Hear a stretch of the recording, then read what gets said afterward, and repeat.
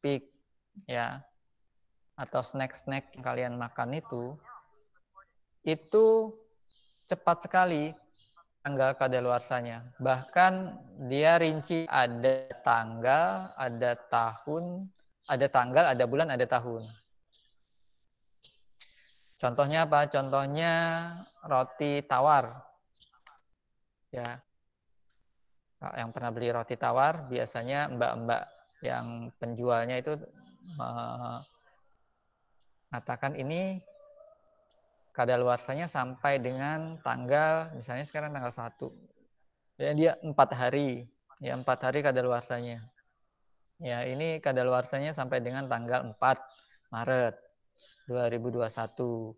Nah, itu berarti kalau makanannya dimakan di tanggal 5, itu dia sudah kadaluarsa.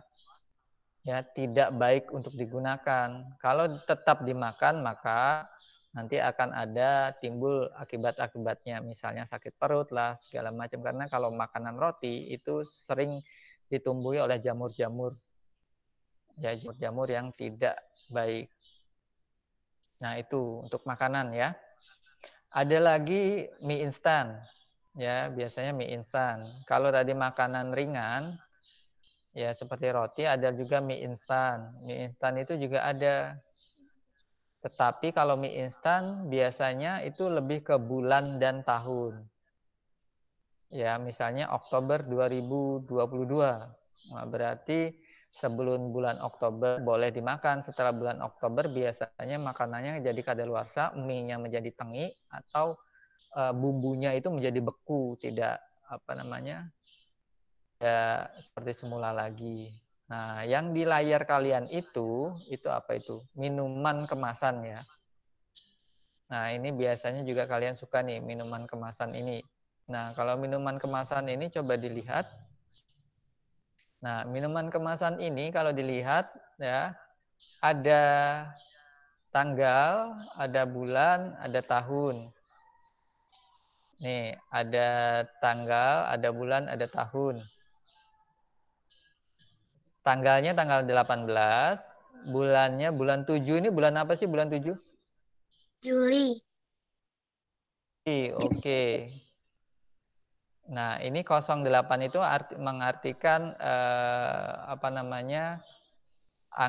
dua angka terakhir di tahun ya. 08 berarti 2008. Nih, 2008.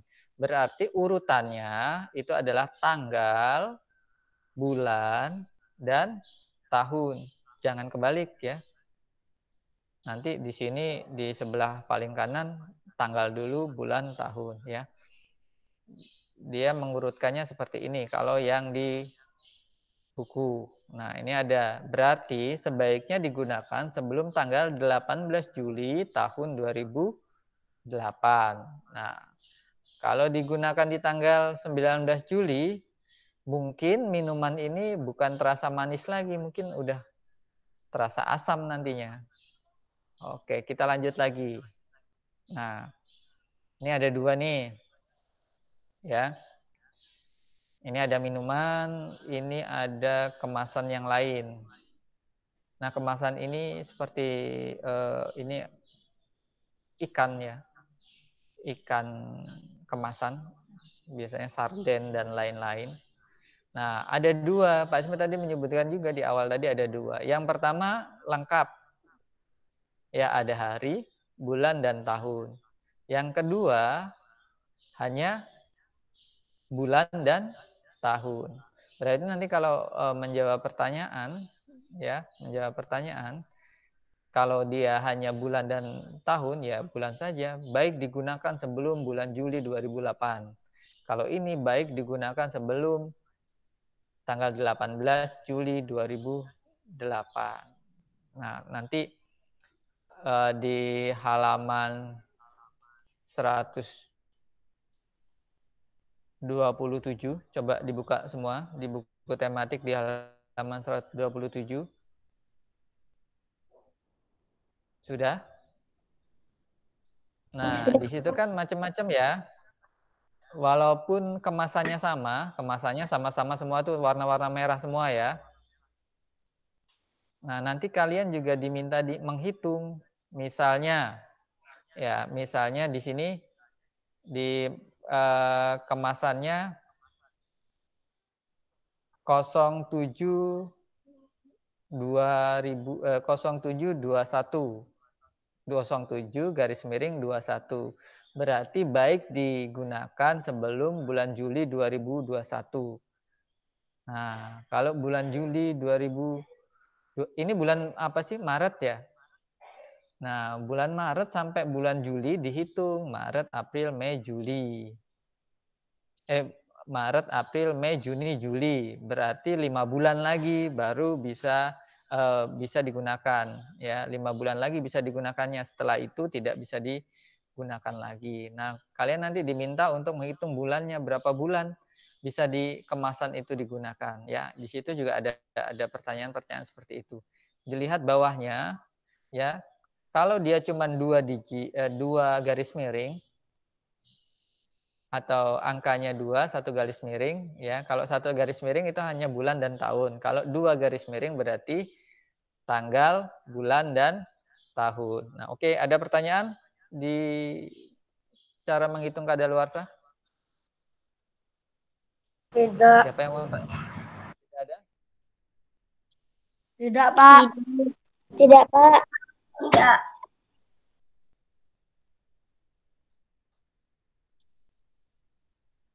Oke, kalau tidak bertanya kita lanjut.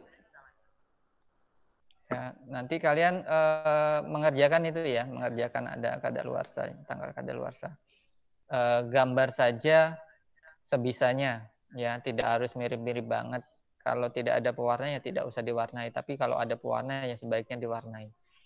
Nah, lihat lagi di gambar. Gambar apa itu? Ada yang tahu itu gambar sedang ngapain?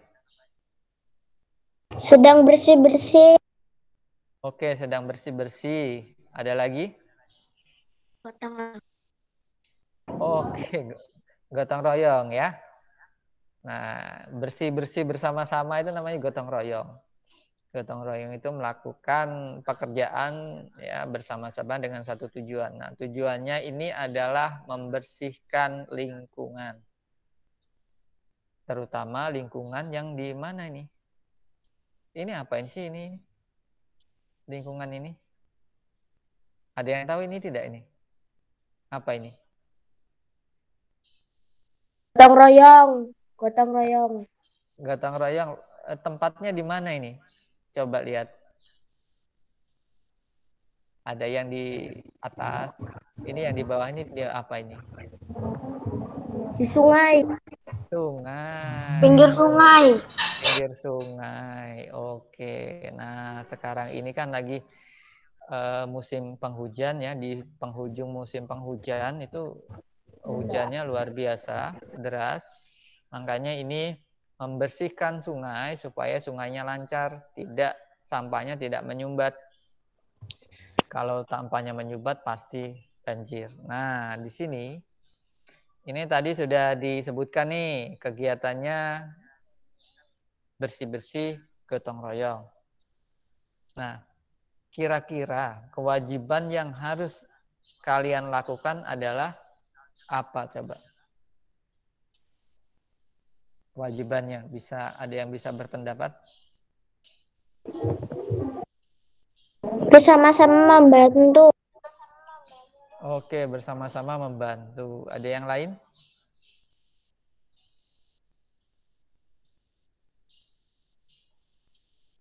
Cukup? Iya.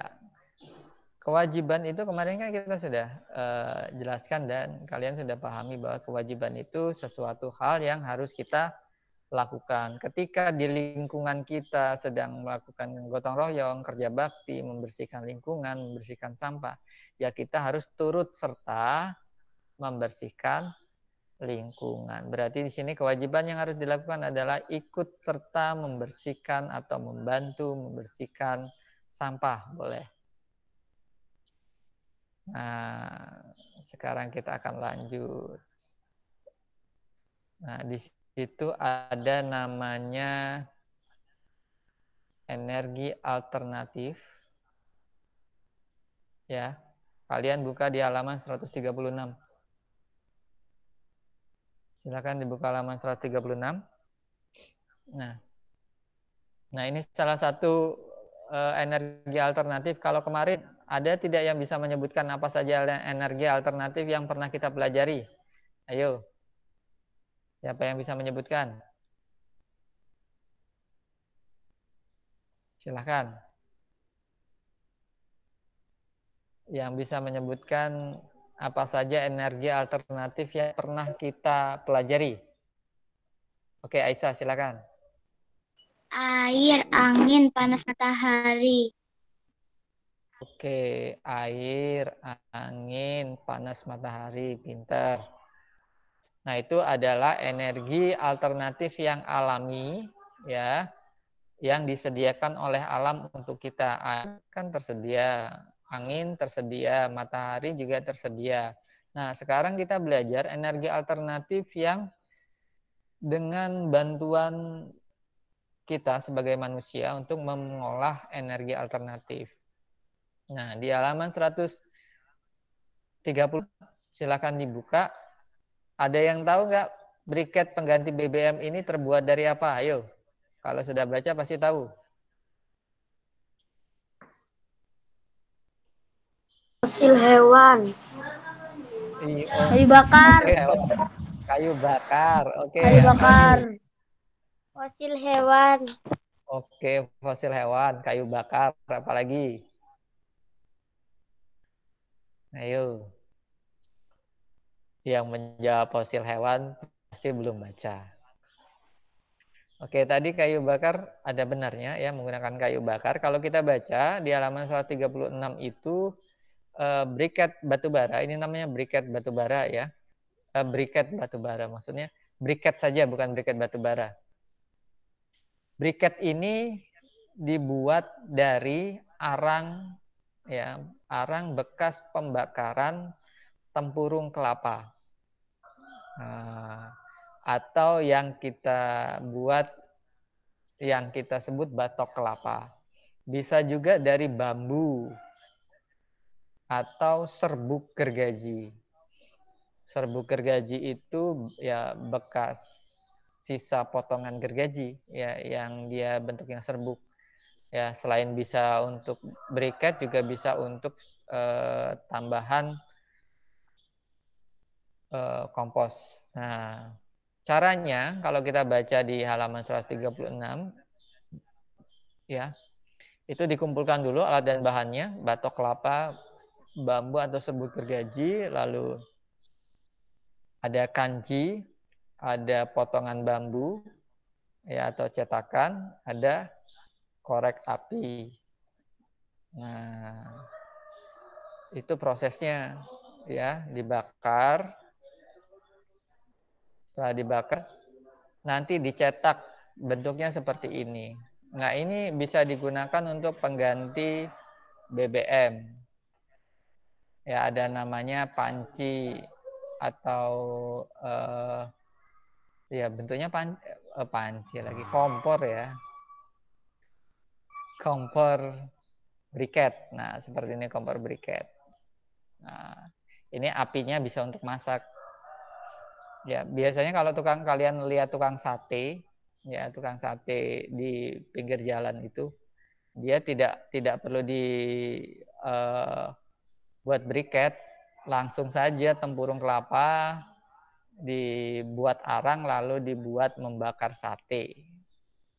Ini ya, ini energi alternatif pengganti BBM yang membutuhkan olahan dari manusia. Ada lagi ini. Ini namanya biogas. Pak, Ya. nanti di share di Google Meet nggak? Iya, nanti di share Google ya. Classroom. Iya, nanti di share. Nah, coba lanjut kita buka di halaman 143. Ya, ada gambar seperti yang Pak Ismet ini. Nah, ini juga salah satu energi alternatif. Tetapi energi alternatifnya dari kotoran hewan. Ya. kalau kita nanti baca di situ ada sumbernya kotoran apa itu? Halaman berapa, Pak? Halaman 143. Itu sumbernya dari apa sih itu? Ada yang tahu tidak? Dari kotoran apa itu? Sapi, Pak. Sapi. Iya, dari kotoran sapi. Ternyata selain sapi itu dikonsumsi daging dan susunya, juga kotorannya bisa dibuat ya, limbah kotorannya itu bisa diolah menjadi biogas. Gas. Iya. Kenapa kita menyebutnya biogas? Bio itu kan hidup ya. Jadi biogas itu artinya gas yang bersumber dari makhluk hidup. Sumbernya apa? Kotoran sapi. Nah, kotoran sapi itu bisa menghasilkan gas. Ya. Dengan diolah, ini prosesnya nih. Kotoran sapi makan rumput, lalu dia membuang kotorannya, ya. Lalu kotorannya dimasukkan ke dalam tong, ya. Lalu dimasukkan lagi, disalurkan ke biogas generator. Ini bentuknya seperti ini namanya disuling. Ya, disuling itu di uapnya ya yang berupa gas nanti bisa disalurkan ke kompor, ya, bisa disalurkan ke lampu. Nah, ini biasanya orang-orang yang ada di dekat peternakan sapi. Ya, kalau kalian punya peternakan sapi, bisa digunakan ini. Selain pupuknya, kotorannya digunakan sebagai kompos, juga digunakan sebagai biogas. Ya, ini tambahan energi alternatif selain yang disebutkan Aisyah tadi, air, ya, angin dan matahari. Nah, sekarang Pak Ismet, kita berpikir bareng-bareng. Nah, Pak, coba. gambarnya nggak kelihatan, Pak. Sudah, gambarnya kan bisa dilihat di buku tematik 6 itu. Nah, sekarang coba lihat ke layar. Silakan lihat ke layar. Oke. Silakan Gibran bantu bacakan. Coba, bisa terbaca tidak Gibran? Bisa, Pak. Oke, silakan bantu baca. Siti menggunakan sebuah briket untuk memasak. Sebuah briket bisa digunakan untuk 2 jam memasak. Jika Siti memasak pukul 14.30, pukul berapa briket akan habis? Nah, oke. Ada yang tahu jawabannya? Ayo, coba kita hitung bareng-bareng. Siti menggunakan sebuah briket untuk memasak. Sebuah briket bisa digunakan untuk 2 jam memasak. Jika Siti memasak jam 14.30, pukul berapa briket akan habis? Ayo, tebak. 2 jam dari jam 14.30 jam berapa? Ayo, Aisyah bisa jawab?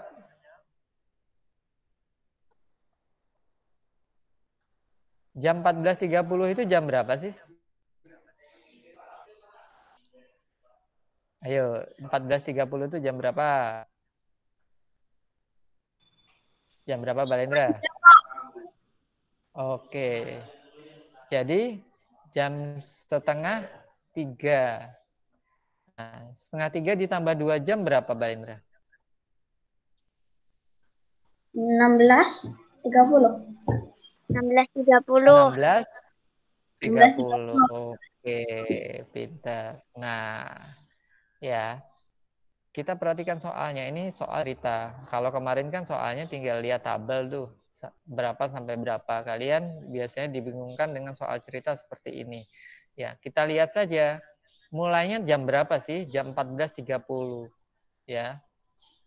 Selesainya 2 jam setelah itu. 2 jam memasakkan briketnya digunakan hanya bisa memasak 2 jam. Ya tinggal tambahkan 2 jam. 14.30 tambah 2 jam, tinggal 14.30 tambah 2 jam. Ya. Jadi 16.30. Ya, abaikan saja yang 30-nya, sama-sama 30. Yang ditambahkan cukup jamnya saja. Ya, jadi 16.30. Kita lanjut lagi.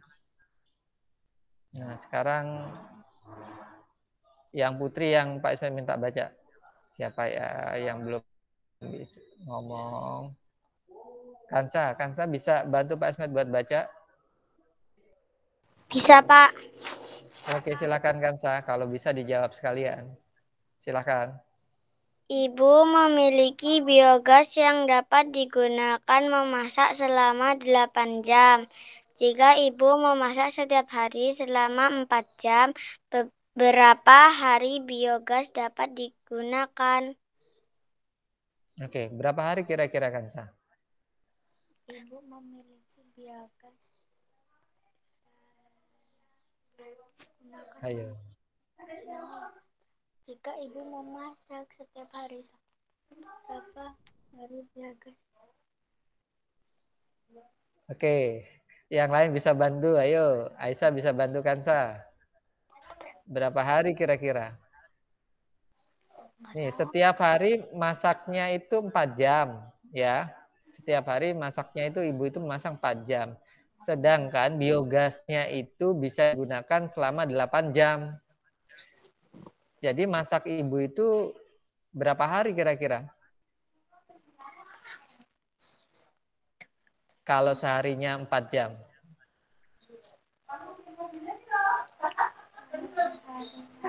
Nah, tinggal 4 ditambah 4 jadi 8. 4-nya berapa kali? Pak, halaman berapa, Pak? Iya, dilihat dulu di layarnya ya, dilihat dulu di layarnya. Ya, kita perhatikan dulu di layarnya. Nah, lihat ya.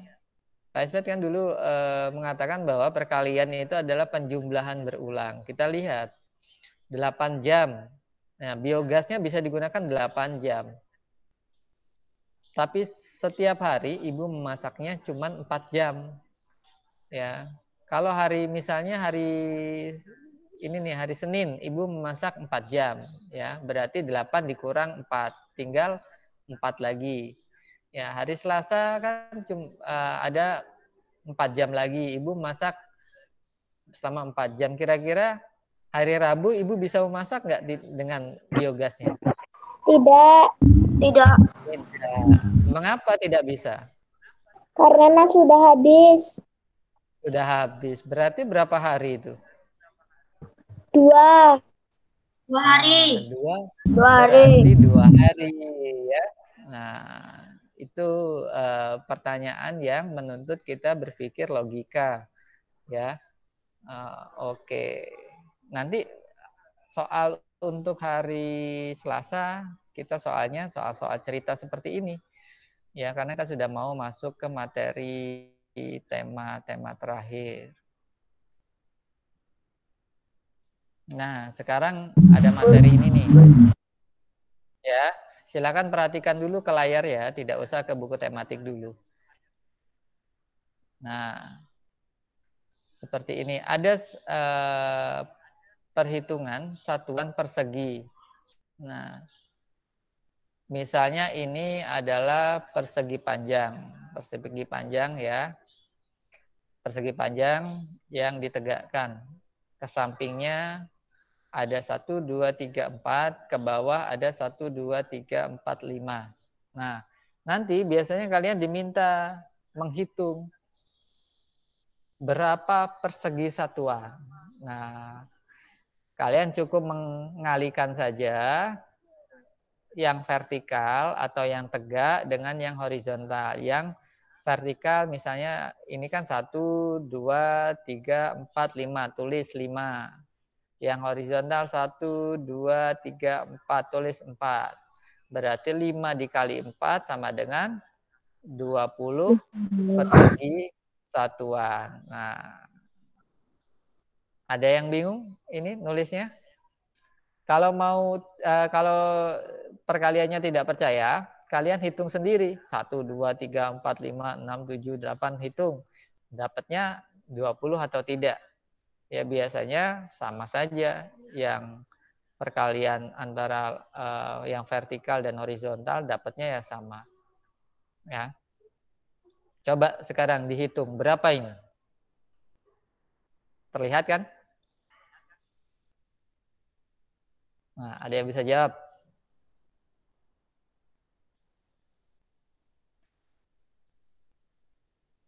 Yang bisa jawab langsung 11 buka. Pak, 11. 11. Oke, ada lagi lain? Yang lain?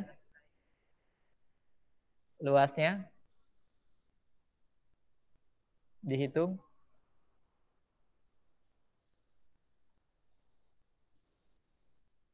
Ayo. Berapa kali berapa ini? Yang vertikal? 1, 2, 3, 4, 5. Ya, berarti tulis 5.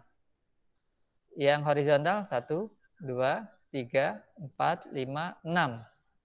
Ya, berarti 5 dikali 6. Ayo, berapa 5 dikali 6? 30. 30. Oke. Nah, ini biasanya kita digunakan oleh Pak Tukang. Ya, Pak Tukang itu orang yang membuat rumah, mendandani rumah, ya, untuk menghitung ubin. Ubin itu lantai, ya. Kalau lantai kalian ada yang dari keramik, ya, bentuknya kan kotak-kotak seperti ini. Nah, dia untuk menghitung luas semuanya cukup hitung saja yang satu sisi berapa dan sisi lainnya berapa. Tadi Rizky mengatakan 11. Ya, 11 itu untuk jumlah yang diarsir ya Rizky. Nah, kita menghitung seluas semuanya. Nah, ini dijadikan satuan tidak baku. Ya, kalau satuan baku kan bisa kita gunakan sentimeter, meter, ya, sampai ke kilometer. Ini satuan tidak baku. Berapa ubin? Nah, ini ya ke bawah itu 5, ke samping itu 6. Berarti 5 dikali 6 dapatnya adalah 30. Oke. Nah, satu lagi nih pembelajaran kita. Nah, ini mungkin nanti di hari Rabu nih. Ya. Ini buat apa ini? Ada yang pernah buat seperti ini? Iya, kincir angin. Pernah Pak, tapi gagal. Pernah ya? Pernah tapi gagal. Oke, kalau pernah tapi gagal, kalian bisa lihat di halaman 156. Pernah Pak, pas TK. Pas TK pernah ya. Nah, di situ nanti dilihat alat dan bahannya di halaman 155-156. Kalian bisa buat seperti ini. Boleh menggunakan kertas krep atau kertas biasa, kertas warna, atau kertas origami juga boleh ya. Yang penting sisi-sisinya sama. Ya. Panjang dan lebarnya sama. Mengapa panjang dan lebarnya harus sama? Supaya dia bisa berputar. Seperti layang-layang kemarin, kalau layang-layang hanya cukup dua sisi yang sama, kiri dan kanan, ya seimbang. Tetapi kalau kita membuat kincir angin, ini keempat sisinya harus sama, supaya dia bisa berputar. Ya, itu untuk kincir angin. Oke. Oke, ada pertanyaan sampai di sini? Tidak Pak. Tidak ada. Tidak ya? Oke. Nanti ditunggu tugasnya di Google Class, ya, ditunggu tugasnya di Google Classroom. Kalau bisa cepat-cepat dikerjakan supaya tugasnya tidak menumpuk, ya. Oke, silakan Mbak Lendra pimpin teman-temannya untuk berdoa. Mari kawan-kawan kita berdoa menurut agama dan kepercayaan masing-masing. Berdoa dimulai.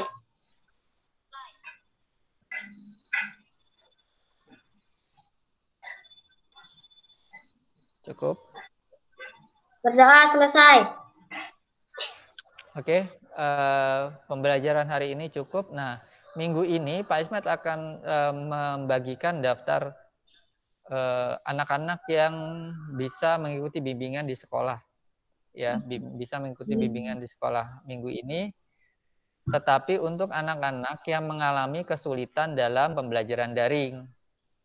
Kemarin itu dalam uji kompetensi 5 itu ada 4 orang anak yang belum mengumpulkan tugas ya. Ada yang anak yang belum mengumpulkan tugas atau belum ikut uji kompetensi. Nah, itu nanti Pak Ismet namanya Pak Ismet share di grup WhatsApp ya supaya bisa mengikuti pembelajaran mengikuti bimbingan di sekolah langsung. Kalau dia tidak mengumpulkan nanti tidak ada nilainya ya. Sepertinya yang di sini sudah mengumpulkan semua. Ini juga sudah ada, tapi keempat orang itu belum ada nilainya sama sekali. Makanya untuk kelas 3 itu untuk teman-teman yang bermasalah saja yang dipanggil ke sekolah untuk bimbingan di sekolah. Oke, pembelajaran hari ini Pak Ismet cukupkan. Pak Ismet akhiri. Wassalamualaikum warahmatullahi wabarakatuh. Waalaikumsalam. Waalaikumsalam warahmatullahi wabarakatuh. Oke, silakan klik tombol merah sambil menunggu tugasnya di Google Classroom.